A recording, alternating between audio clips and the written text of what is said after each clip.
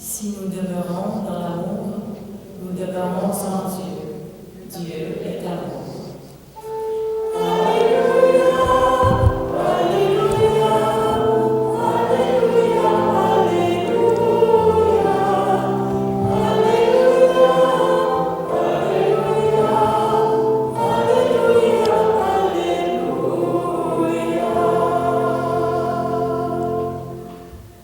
Le Seigneur soit avec vous. Évangile de Jésus-Christ selon saint Marc.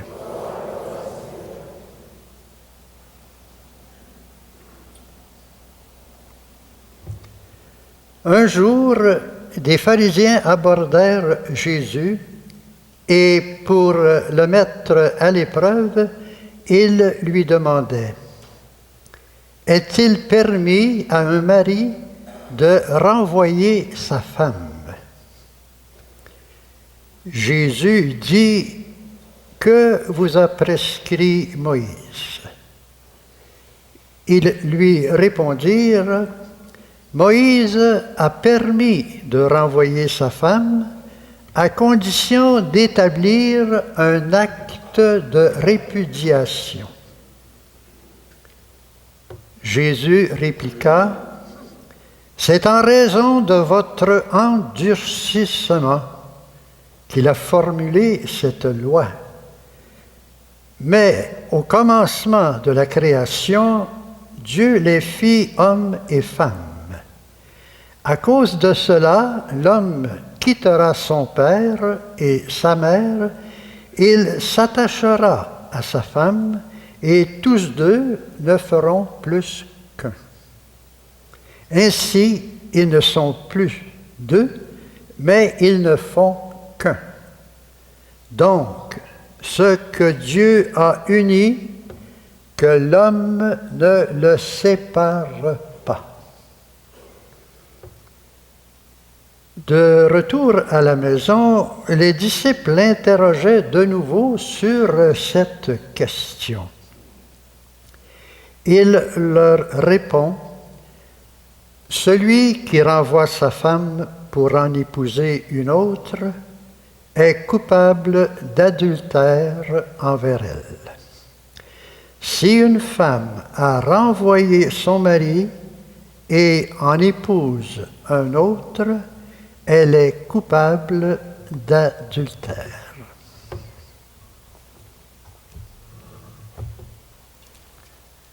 Acclamons la parole de Dieu.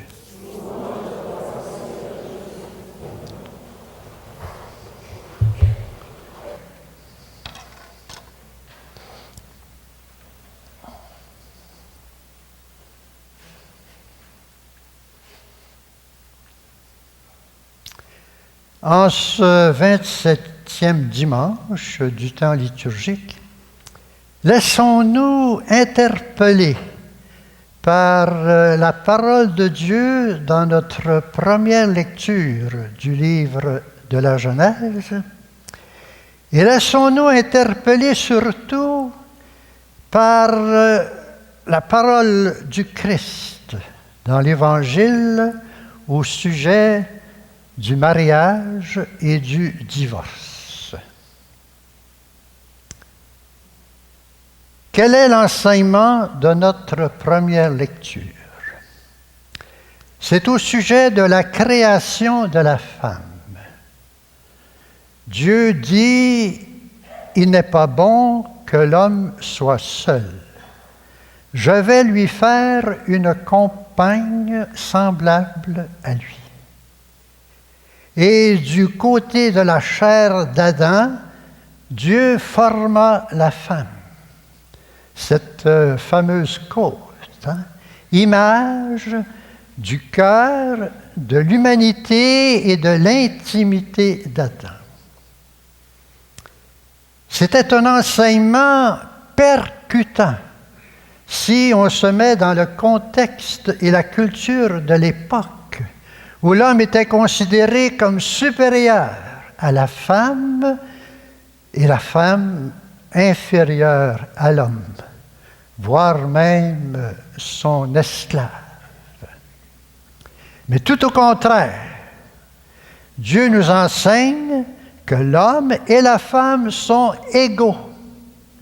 Ils ont la même dignité, la même humanité, et ils sont complémentaires l'un et l'autre.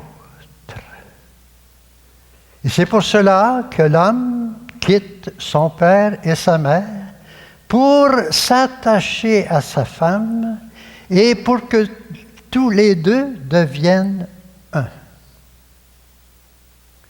C'est en ce sens que l'homme et la femme sont invités à vivre d'une intimité très profonde entre eux, mais de vivre cette intimité surtout dans le mariage sacramentel.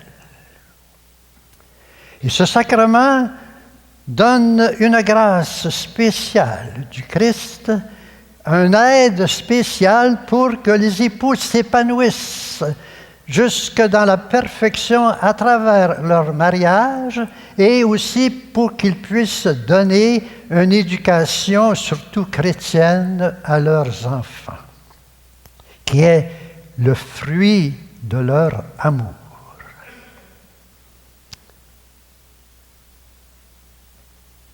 Le mariage sacramentel, c'est un signe, c'est un symbole de l'union de Dieu lui-même avec chacun et chacune de nous. Et cette union devient encore plus profonde à l'occasion du sacrement de l'Eucharistie, qui est le sacrement de l'alliance d'amour avec Dieu et son peuple. Une alliance nouvelle et éternelle signée dans le sang du Christ, comme nous le proclamons à chacune des consécrations de l'Eucharistie. Il est dynamisant de savoir que l'Eucharistie, comme le baptême, est un sacrement nuptial. En d'autres mots, que c'est une noce intime, une union intime avec le Seigneur et chacun et chacune de nous. D'ailleurs, un des plus beaux titres donnés au Seigneur dans les évangiles, c'est celui de l'époux. C'est Jean-Baptiste lui-même, dans sa relation avec le Christ, qui s'exclame « Quant à l'époux, à l'ami de l'époux, il est là, il attend, il écoute, et la voix de l'époux le remplit de joie. » C'est ça, notre union nuptiale avec le Christ, et le mariage en est un signe, un symbole éclatant. Présentez-moi un couple marié heureux dans le bonheur, un couple qui s'aime tendrement, qui s'aime avec beaucoup de tendresse, et je vous dirai, voilà le symbole, le signe de notre union avec le Seigneur.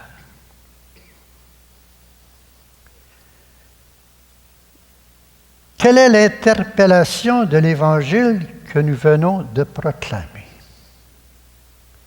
Avant Moïse, il suffisait qu'un homme répète par 3 fois à sa femme « Je veux me séparer de toi.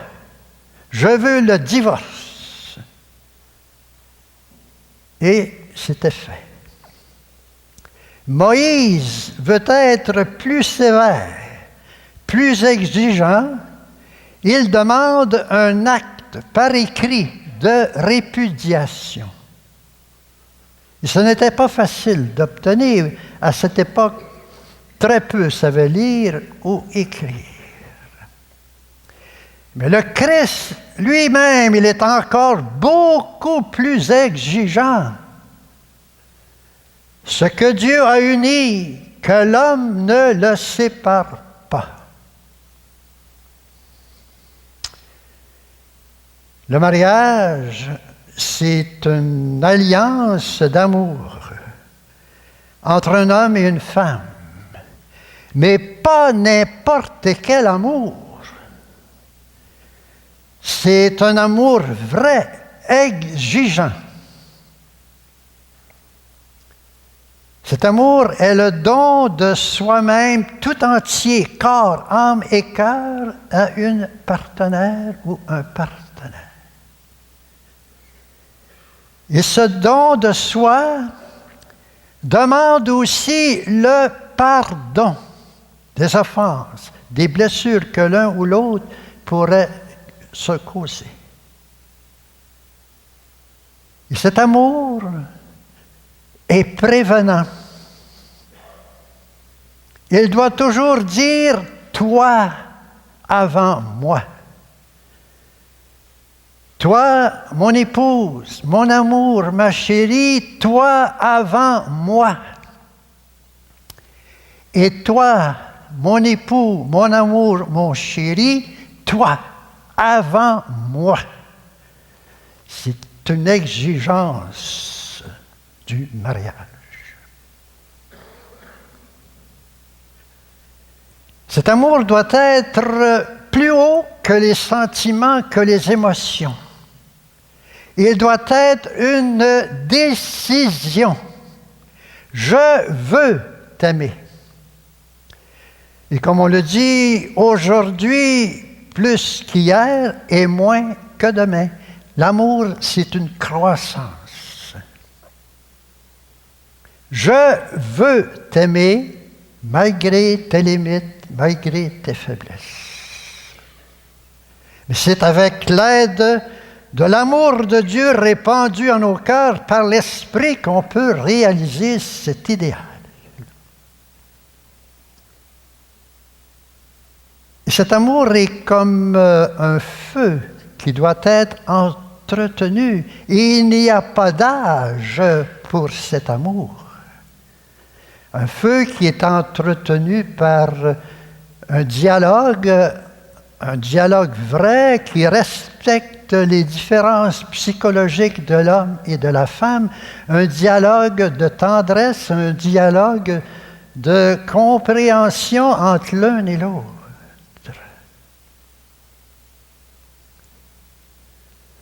Et cet amour doit être fidèle jusqu'au bout et exclusif. Ce que Dieu a uni, que l'homme ne le sépare pas. Mais cet idéal est souvent contrarié dans les faits. Mettons-nous dans la situation actuelle au Québec. Combien de couples, et ce n'est pas simplement des jeunes, qui ne veulent pas du sacrement du mariage. Et combien de couples de jeunes qui attendent un enfant avant de se prononcer, soit civilement, soit à l'Église, dans une promesse de mariage. Et cette promesse est souvent conditionnelle. Et que dire de tous ces divorces et de séparations, de ces familles recomposées? Plusieurs personnes demandent à l'Église d'être beaucoup plus flexible, beaucoup plus compréhensible dans sa pastorale du mariage. Mais malgré ces nombreuses demandes, et quelquefois angoissées, l'autorité de l'Église demeure ferme parce qu'elle ne peut pas contredire l'enseignement du Christ, ce que Dieu a uni, que l'homme ne le sépare pas. Cependant, Jésus lui-même, et par le fait même l'Église, veut montrer une grande sollicitude pour ces mariages brisés, une compassion. Et on invite ces couples à vraiment continuer dans la prière, à élever leurs enfants d'une façon chrétienne, à être à l'écoute de la parole de Dieu et à implorer jour par jour la grâce de Dieu. Dieu est insondable dans ses desseins, dans son projet. Dieu écrit droit avec des lignes courbes. Et on ne peut pas parler du mariage sans faire référence à ce fameux récit des noces de Cana. La mère de Jésus était là et Jésus était invité aussi avec ses disciples. La mère de Jésus était là et elle est là encore aujourd'hui pour aider ces couples à vivre d'une façon heureuse et joyeuse dans leur vie de mariage, à les aider dans sa sollicitude maternelle dans leurs problèmes. Et Jésus est là pour que cette union intime entre l'homme et la femme soit une union permanente, heureuse, symbole de son union avec chacun et chacune de nous. Et les disciples sont là pour partager avec nous leur foi dans la présence du Christ dans nos vies. C'est à partir de ce moment-là, nous dit l'Évangile, que les disciples crurent en Jésus.